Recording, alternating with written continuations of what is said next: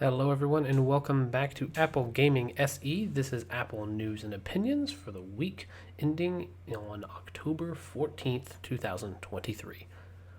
As usual, I like to start out by giving a shout out to my new subs. I have hit 26 subs. I am so excited. Just earlier this week, I was stuck at 20 and I couldn't get out of that rut.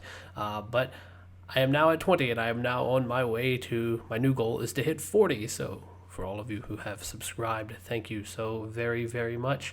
I don't know who sub number 20 is. Whomever you are, thanks for helping me. I appreciate it a great deal. I put a shout out on Twitter to you. Unfortunately, YouTube didn't tell me who that is. So, whomever you are, thank you. It's appreciated. Subs number 21 and 22 are JFishin and Mac Pro Tips. We were chatting in some Mac Stuff's live stream earlier this week. I think it was Wednesday night. And we got to chatting and they subbed to me. So y'all too, I appreciate you. Y'all were great company on Friday night when we were doing Final Fantasy VIII. I appreciate you coming in and chatting for a little while. And I also just want to say that to Mac Pro Tips, you were one of the first people that I subbed to when I started this channel. So thank you. You're an inspiration to me in that I kind of want to do what you do, but I want to do it with Intel stuff. I just got to get a little more monetization behind my channel so I can maybe buy some of the older Intel-based Mac games, you know. Subs number 23 and 24, again, YouTube did not tell me who you are. You are still appreciated. No matter who you are appreciated. Number 25 is Liv Danix. I hope I spelled that or said that correctly.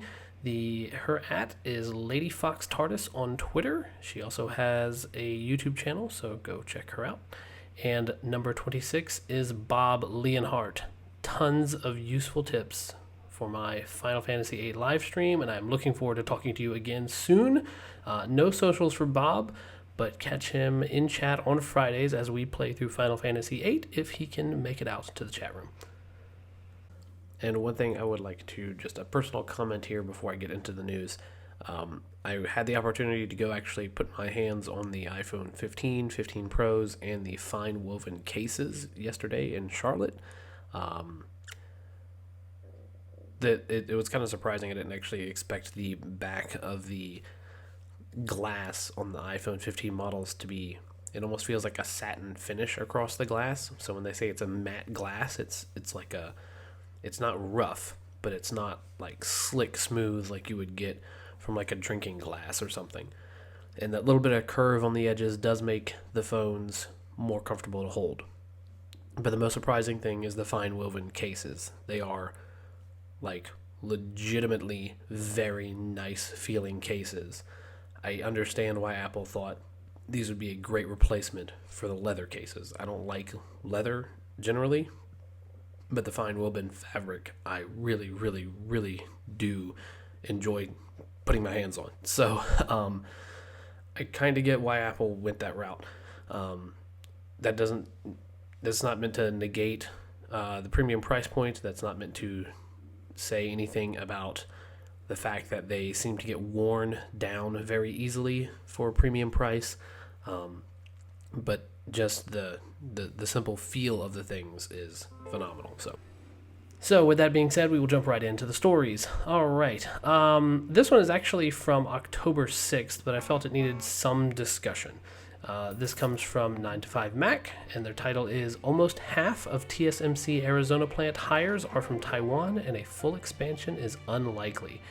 The super short version is, with the U.S. CHIPS Act, the U.S. government courted TSMC to get them to build a plant in Arizona.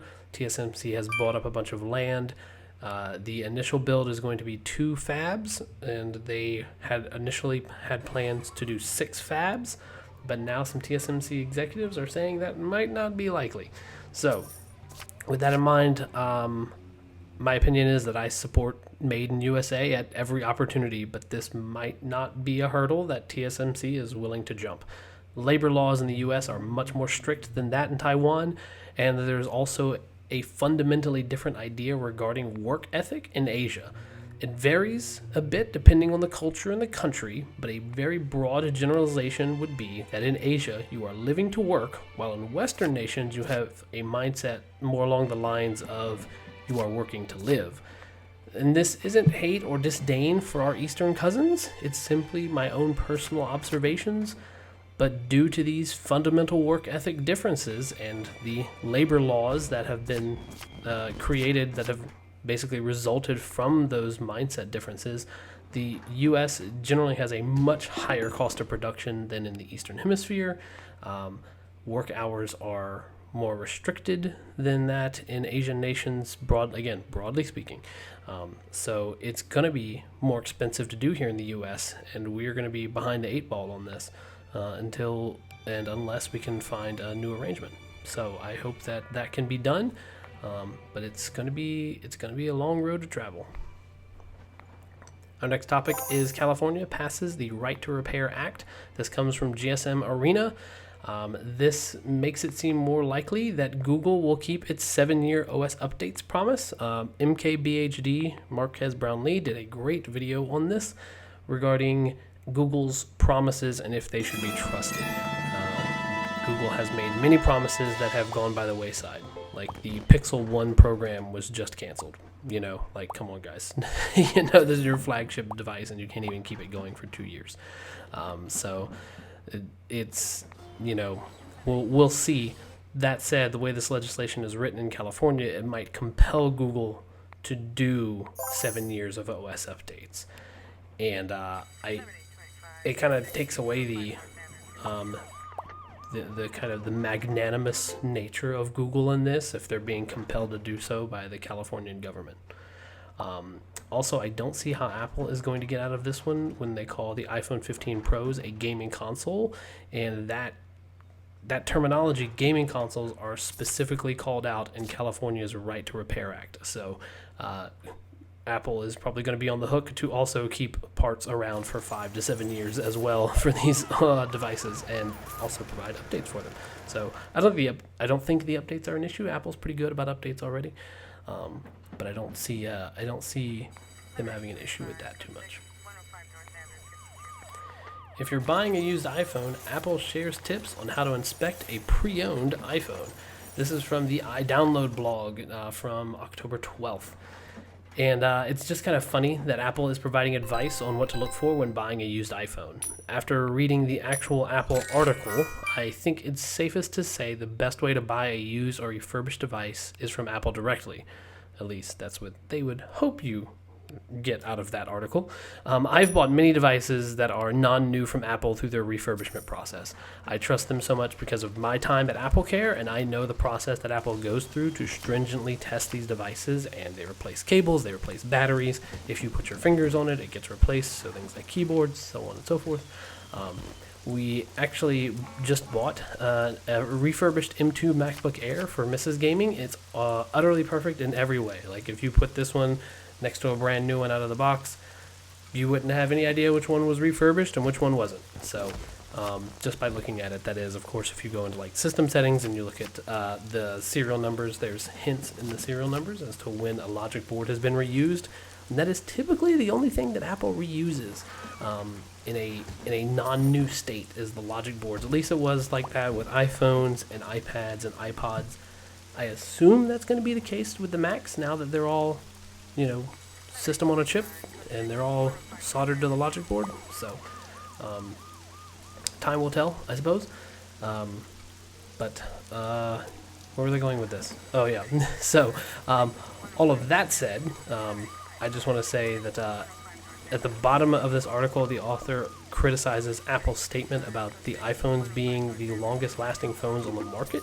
He counters by saying that Google is now promising 7 years of security updates. And I just want to be clear here. It's simply a promise from Google. We talked about this already in the last article. They haven't delivered on that promise yet. So I'd be very suspicious of this claim, and I wouldn't use it as a fair comparator to Apple.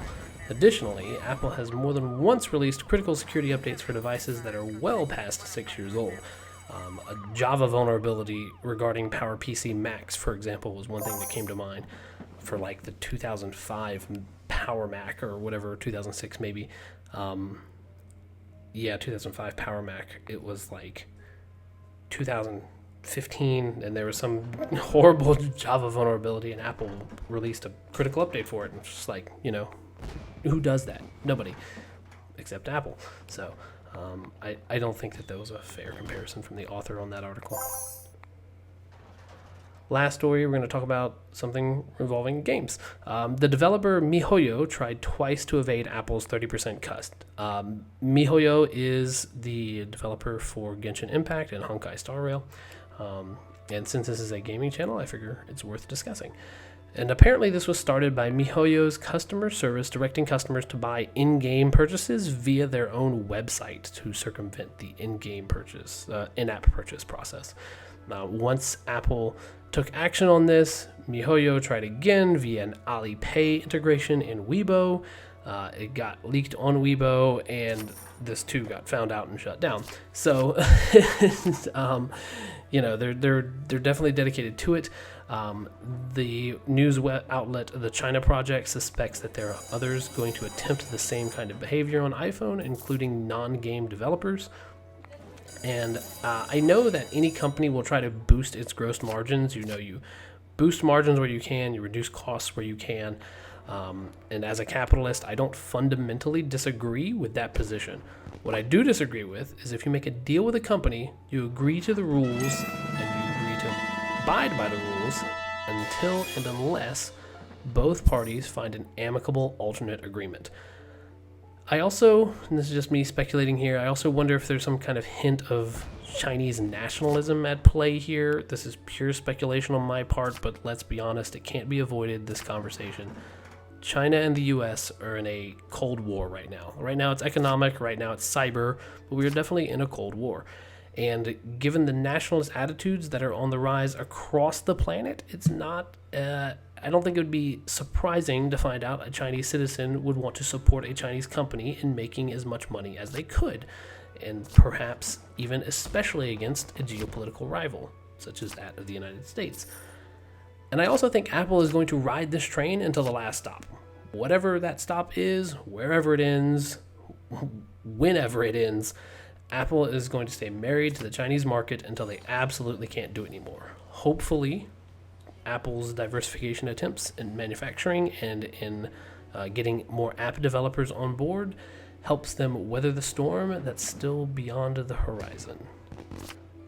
So with that being said, everyone, I hope you enjoyed today's news, the news from this week, and I look forward to doing next week, and hopefully we'll have more subs to shout out. Thank you. Have yourselves a great coming week. I look forward to seeing you all in upcoming videos and live streams. Take care now. Bye-bye.